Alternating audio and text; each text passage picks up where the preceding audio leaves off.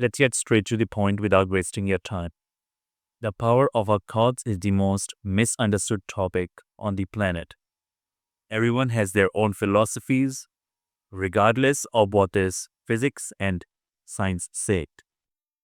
So let's actually understand what true power of your thoughts, your beliefs, your subconscious actually means. This would be the only video you would need for that. And it would clear all the doubts, and then you can choose whatever you want to do with it. Our clients and patients are healing themselves with lifestyle changes and a lifestyle change in inner self, which is changing thoughts and beliefs. Now, how does that work? Can a disease in the body be gone forever with just thinking right? Yes. And why is that? Because every thought we create has a vibration, and that vibration attracts these similar things, which is often thoughts. Like you created a stressful thought, you would again feel stress, and that stress would bring you more stress feeling, and then you will create more stress, the thoughts as well as feeling. So this is a vicious cycle.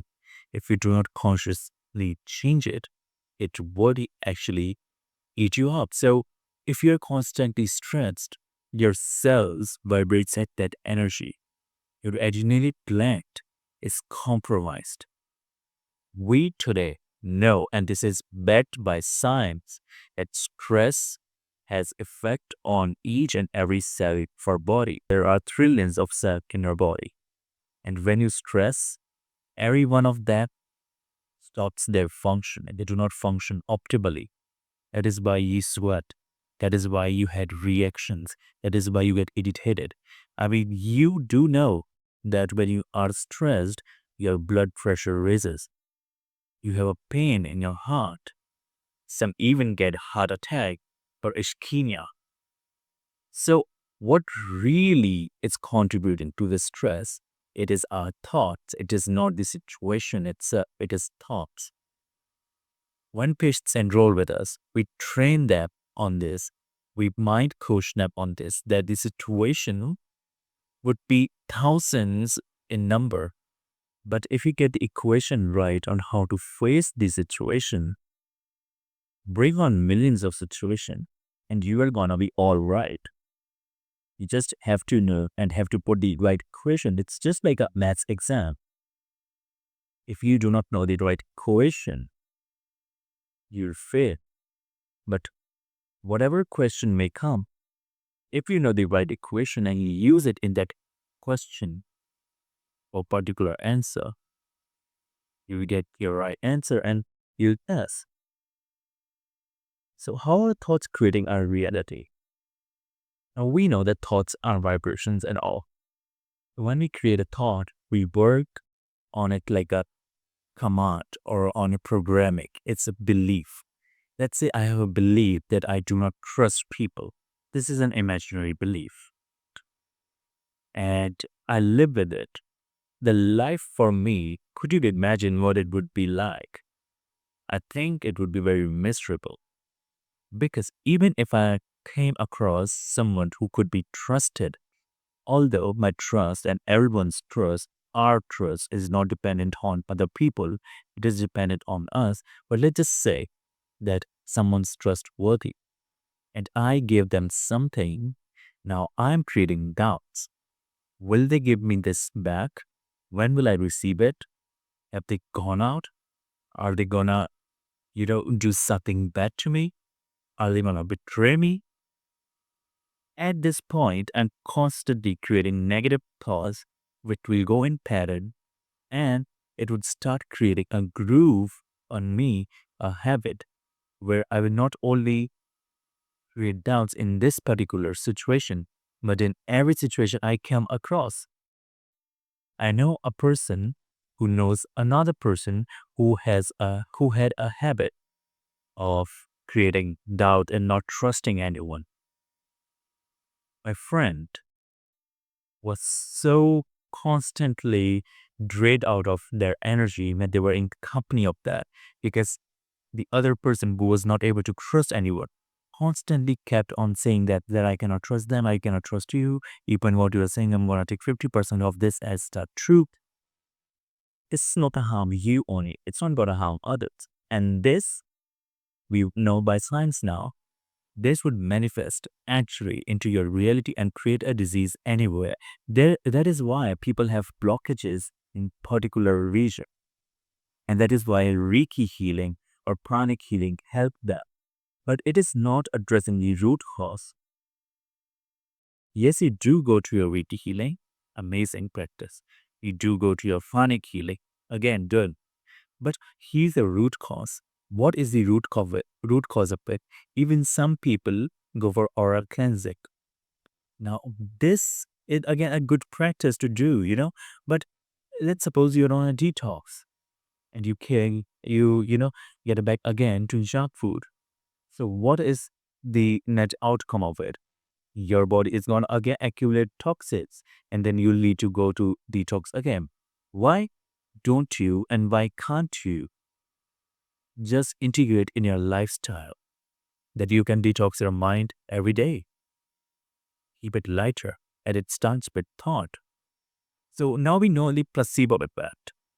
Placebo effect is something which have been used by medical industry a lot and I love it. Why do I love it?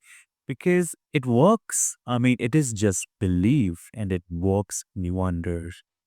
I mean, it is just saying, I'll give you a sugar pill. I'll say that it would cure your insomnia. I'll give it to you.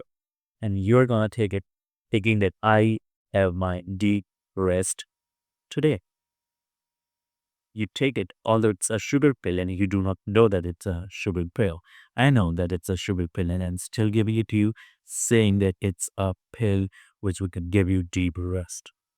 You eat it and you went to deep sleep. The next day you'll be like, thank you, Chakshu. This worked wonders. I got my deepest sleep. I've not gotten it in like years now. And at that time, I'll tell you, it was just a sugar pill. It was not the pill which gave you this deep sleep. It was your mind and your belief that that pill had the power to give you deep sleep. That pill was a sugar. It was nothing else. It was your belief that put you to sleep, that you could sleep after eating it. So what is the equation here and how you can use it? Now, it is equation we are using a physical stimulus to create thought. Let us not depend on these physical stimulus because these physical stimulus could change. We cannot be dependent on them because they are there for a particular time. After some time, they would perish. So if we are dependent on that, we are in a victim mode, feeling helpless without the thing. But what if we take out that thing out of the situation and keep only our thoughts? Even if that patient would think that I'm going to have a deep sleep today because I am programmed like that, or I'm going to have the deepest sleep I never had in my entire life. I am sleeping, I'm sleeping, I'm sleeping. What it would happen? They would still sleep deeper, although it may not happen at once. That sugar pill, which was a stimulus, created this result in one go because you get a faith, a belief in it. But when we start creating these thoughts, we do not have that faith and belief. There's an element of doubt. That is why it takes time. But you know what? This is better. Let it take time because one day you'll become so good at it that you will just create one thought and you'll be off to sleep. This is a delayed gratification approach. Maybe you'll require more time to get there, but surely it is better than having a stimulus and then going to sleep. Similarly, alcohol, tobacco, drugs could be used here as a stimulant, but you don't need them. We know that they are not good for us. We know that they have a damaging effect on trillions of cells in our body. We do not need them. But what I'm telling you here is that people take these substances to create that thought. I'm telling you that you do not need that substance to create that particular similar font. You can do it without having that stimulus by using the power of your mind, and that is the power of your mind that you do not need a stimulus. Now, coming to these situations, let's say your kid today is not performing well in his classes. What do we do? Mostly create stress of why he's not studying, even if he's studying, why he's not getting a grade. The constant stress and worry in the anxiety is not only affecting you, but your child as well.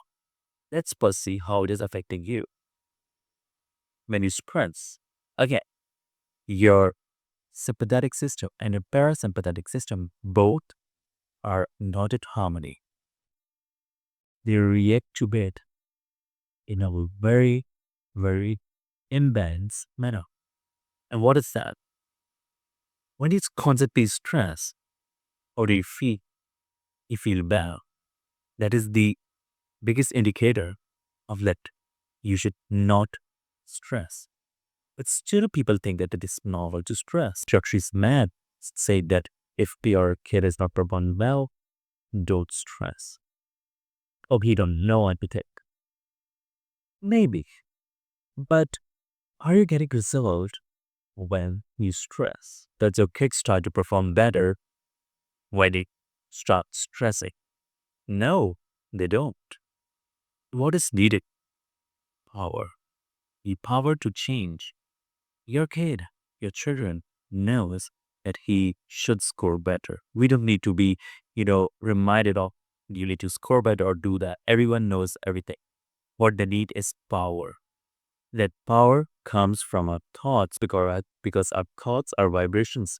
They travel to each other and into the universe. Rather than creating stress, what you would do is help them out by only even thinking, not speaking. If you're about to speak, it's a good thing.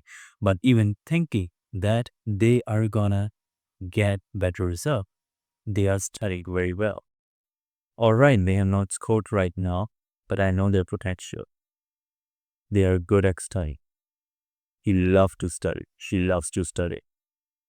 Constantly create that thought and replace your negative thoughts with the new ones. Right now, you're not only helping them, you're actually helping yourself by stopping that stress, the anxiety, and not being a victim to the situation. Now let's get to belief. How does belief work? If I believe something that it is gonna happen, it's gonna happen. But it's not that belief is making that happen in an energetic or mystical way. No, it does not work like that. When you have a belief, you work according to that belief. Let's say you believe that you are addicted to coffee. Many of us do, which is not true.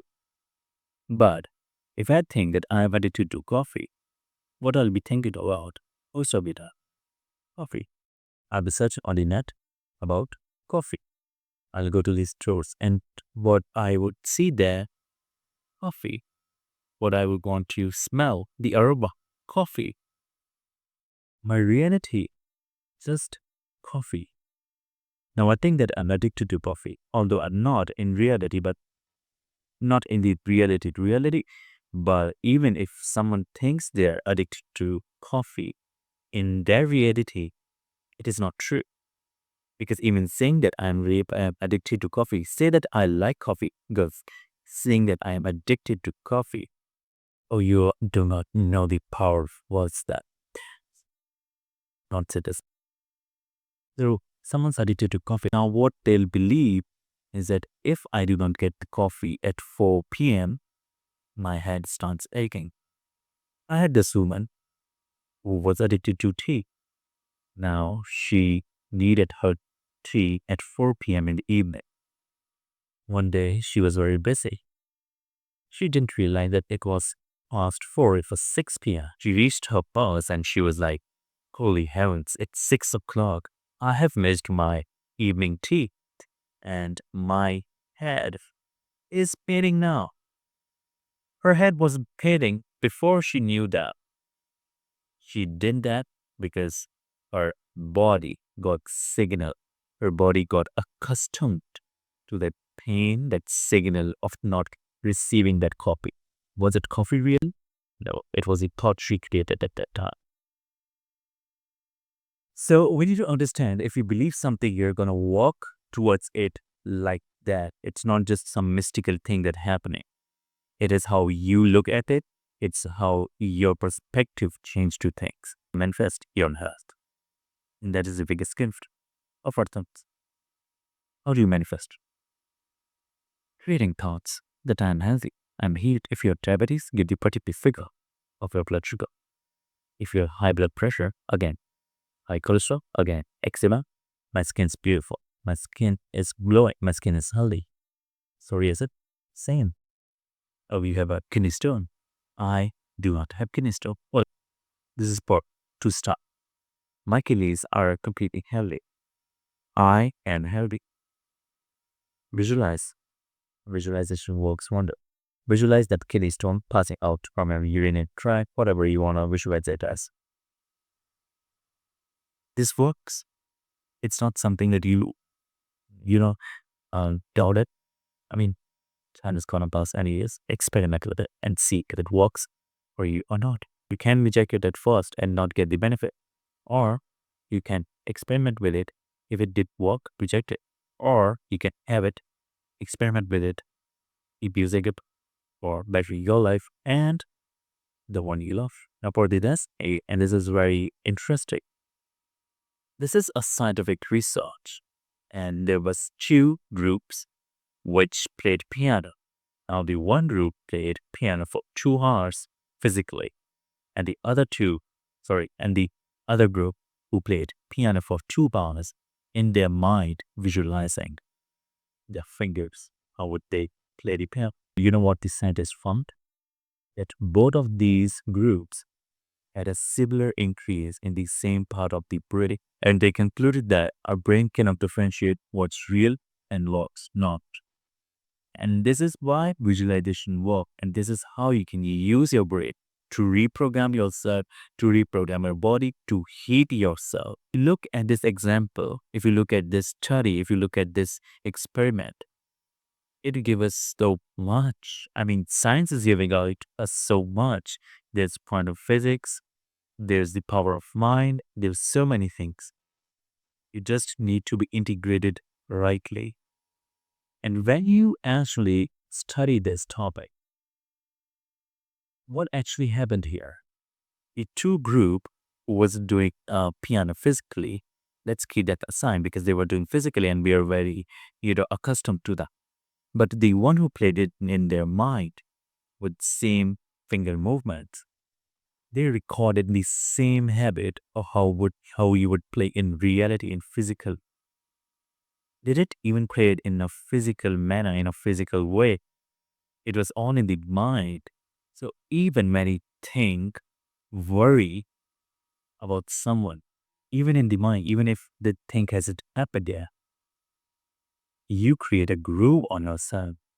And you also constantly send out that vibrations to that situation, to that person, and they receive your thoughts. Although they do not know what thought you have either given to them or what you are thinking exactly, but they would still feel that energy. Do you feel light sometimes and do you feel heavy sometimes, even when you have done nothing? Sometimes you just feel bad, sad, sorrow, unhappy, regardless of anything. You haven't even done anything. There is someone thinking negative, or maybe not real negative, but worrying about you. And this is what happens when you worry about our children. Children worry about fearing for situations. How will this work? Will I reach on time? Will my flight miss? Oh, this is a good example here. So I was in Chandigarh and my flight was gonna miss. It was raining. I knew that, I'm gonna get late because there was traffic and there was one way which was, essentially blocked. I was early, 2 hours. I was 2 hours early to reaching the airport. And it was, I guess, 30 minutes then. And I knew it's gonna be, it's gonna go late. So I started, medicating at that time in cab in a taxi, and I visualized, getting onto the flight. I stopped. I mean, I didn't even stop. I didn't create stress because I knew if I lost that flight, it's gonna be lost. It's not a problem. But stressing right now is something which is not gonna get that flight back. It's not gonna stop that flight to go. And if I stress right now, it's only gonna damage me. So there's no point of stressing because it's not gonna even stop the flight for comfort. It's not gonna, super fancy taxi to reach there. So I thought, okay, fine, it's not. I'm having dumb stress, and it was actually very new to me. And even if someone see me from the outside, how this guy is even functioning? Like, what is he even going through? His flight is gonna miss, and he's not even thinking about it. He's not in creating stress. He's not looking stressed. He's so relaxed. And I was really relaxed at time because it was not in my control. But anyways, I don't have the saber pilots that I would tell it to stop. So it's time to visualizing that I have reached there in time and I'm there in time. You know what? I reached there 3 minutes before, and there was no possibility I would have reached there. And I started visualizing this.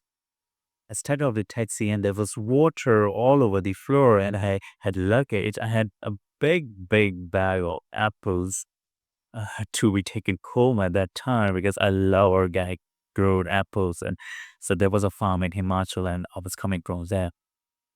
And so I had that apples as well. Yeah, it was funny that I had to carry my own luggage and I had apple. I was going and I asked someone, where's it? And they told me it's not here, it's there. And I just tapped and I read, and it was like, oh, fine. Thank God, man, I reached on time. And I think it's mostly because I visualized it. And it did, mystically stop the fire or, mm, change something in time. No, it made me faster to reach there. It made me take the right decision. I do not engage with people, normally in a crowd setting. I would not have asked someone. At that time, I was like, I have to ask. Let us just ask. So I just asked and I moved the right way. If I did not have asked, but the thing is, you work differently when you had that. But the thing is, this technique saved me from 2 hours of negative thinking, from 2 hours of critic stress, anxiety, and 2 hours of draining myself. And this may look so small, but this is something which is very good. It is good because it was going to attract more stress later on the fly. Maybe when I reach shore, maybe it would become my personality. It and if I constantly stress because consistency works. So how you can use this tool for yourself. Now visualizing affirmations, subliminal, or creating the right thoughts, all comes in it. Let's say you have cancer. What you can be affirming here is that my body is completely healthy. I am healed. I am healing. My body is perfectly fine. I'm nourishing my body with right foods. I feel good. Not only that, we are looking at it affirmations from a very superficial way. So now let's stop looking at affirmations on a superficial perspective because it's not only about what I am. It's good and it works and it should be the fundamental thing. But bring it out in practicality. If I say I am healthy, you know what? I'm gonna have habits which are healthy for me. I'm gonna eat healthier. I'm gonna think healthy, which is healthy for me, regardless of what people say. If it is healthy for me, let's say I trust someone and I do trust someone and I say that even if you tell that there's sun rising there and I know it's my time here and we are in the same time zone, I would trust you. That's the level of trust we need to give in the other person. But someone would think that this is absurd, that they would take advantage of you, that they would take you for granted. Well, they have their opinion and they could be right. But what's healthy for you? If I do not trust right now, what I will be doing? Doubting. Because there could be either trust or doubt. They could not be. It's something in between. And if they do not work or if that thing is gonna happen, it's gonna happen regardless of you trust or you doubt. So even affirmations today, people are just using, oh, I look good, I slay, or whatever. I mean, you can use it, but let us just not be very shallow, not be just bodily. Let us go deeper with that. Visualization. Visualizing yourself that you're getting healed, you're getting healthy.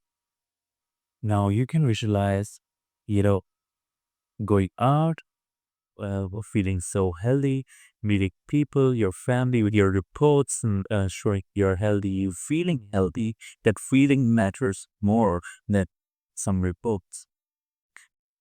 Visualizing your energy body being healed, taking Reiki practice or, going to some pranic healers if you want to, for that matter.